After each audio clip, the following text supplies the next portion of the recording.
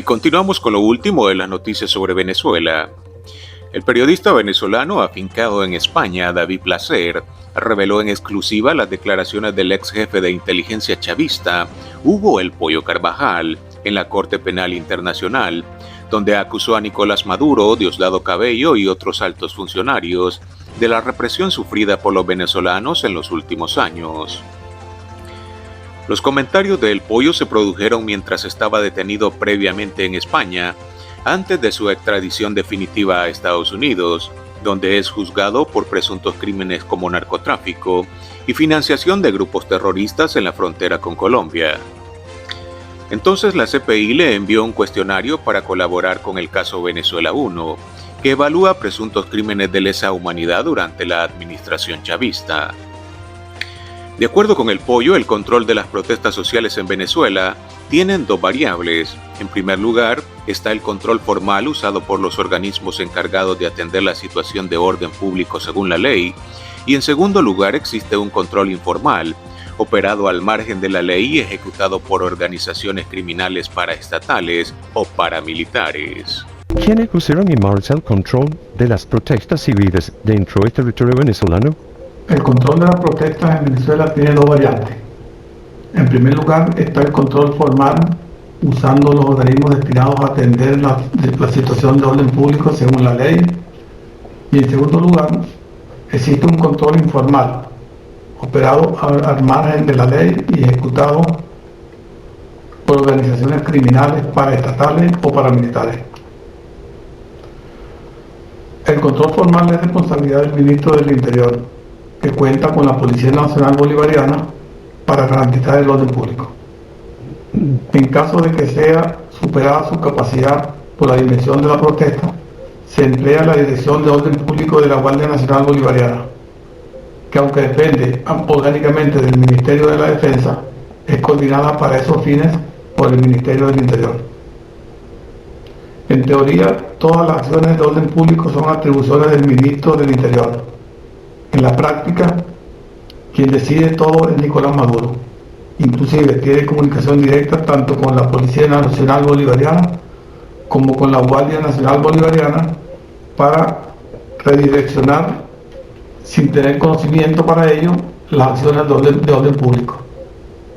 Más aún, en términos prácticos, la estrategia en esa materia de orden público fue decidida por Maduro desde que llegó al poder y comunicó al ministro públicamente que cualquier protesta debería ser reprimida.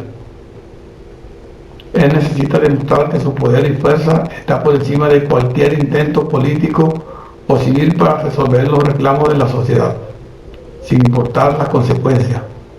Por esta razón, Maduro decidió que las protestas de 2014 y 2017 no solo fueran controladas, sino sofocadas y acabadas, sin importarle la vida de la persona. Habría que recordar la frase: candelita que se prenda, candelita que se apaga. Eso representa una orden directa para, sin mediar palabras, arremeter violentamente contra cualquier protesta.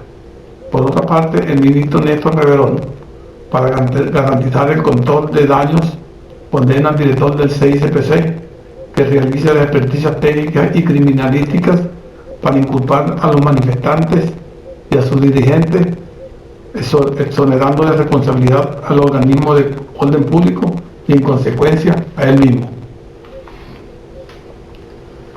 Para el control informal, el régimen de Maduro ha creado muchas formas ilegales para neutralizar las protestas, pero se puede resumir o agrupar en dos grandes modalidades. Primero, el uso irregular de los cuerpos de inteligencia y cuerpos de seguridad, SEBIN, DIGESIN, CONAS y FAE. Y, en segundo lugar, el uso de colectivos armados coordinados de distintas formas y bajo distintos operadores políticos.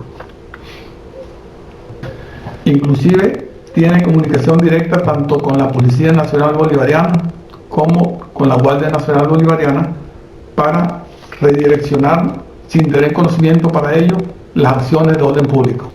¿Considera usted que los colectivos armados se concibieron como grupo para reprimir a los venezolanos opuestos a la revolución que fueron estigmatizados. Sí, los colectivos armados fueron creados como última línea de defensa del gobierno y como brazo paramilitar para atemorizar y cometer delitos ordenados por el régimen. En caso de manifestaciones son usados para amedrentar, reprimir y asesinar a los manifestantes. ¿Puede confirmar usted que los colectivos tuvieron como propósito inicial un fin ideológico y de organización popular y que luego fueron promovidos como buenos paraestatales? Totalmente cierto, así fue.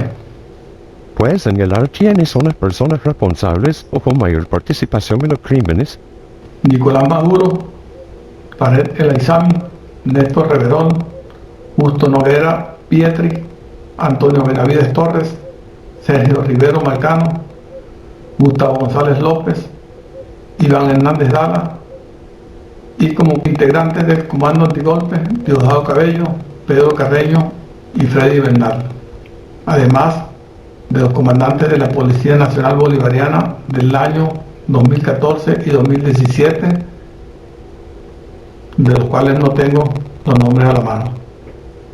En otra noticia, el líder opositor en el exilio y presidente electo de Venezuela, Edmundo González Urrutia, se reunió con el expresidente de Ecuador, Yamil Mahuad, con quien intercambió experiencias sobre las crisis políticas y económicas, además de las lecciones que ha dejado la situación de la región. Sobre el encuentro, el presidente electo de Venezuela comentó lo siguiente en su red social en X. Me reuní con el expresidente Yamil Mahuad, con quien intercambié reflexiones sobre las lecciones que dejan las crisis políticas y económicas en nuestra región. Las transiciones son momentos delicados, exigen liderazgo, serenidad y un compromiso firme con el orden constitucional. De lo contrario, el costo lo asume la ciudadanía. Por eso cualquier proceso de cambio debe sostenerse sobre la legalidad y respeto a los derechos fundamentales. Escuchar experiencias comparadas nos permite evitar errores y reafirmar nuestra de que convicción solo la legitimidad, sustentada en la voluntad ciudadana y en el respeto al Estado de Derecho, es la que hace posibles las garantías, la estabilidad y un futuro en libertad para todos.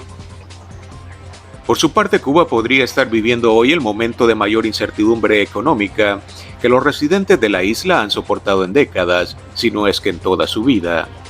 A través de la acción militar en Venezuela y amenazas de aranceles sobre México, el gobierno de Trump ha cerrado el flujo de petróleo hacia Cuba, intentando forzar a esta isla gobernada por comunistas a hacer reformas políticas y económicas significativas.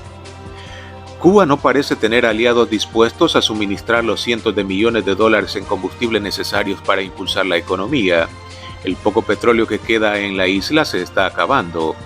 La doble pérdida de combustible y turistas para personas como Mandy Pruna, una taxista informal de La Habana, ha sido catastrófica. Necesito gasolina para poder trabajar, necesito turistas para poder trabajar, dijo. A medida que se prolonga la crisis, la vida poco a poco se paraliza en toda esta isla de casi 10 millones de personas. Las clases han sido suspendidas en muchas escuelas y los trabajadores enviados a casa para ahorrar energía. Hoteles casi vacíos han sido cerrados y vuelos desde Rusia y Canadá cancelados porque no hay suficiente combustible para aviones en la isla para vuelos internacionales más largos.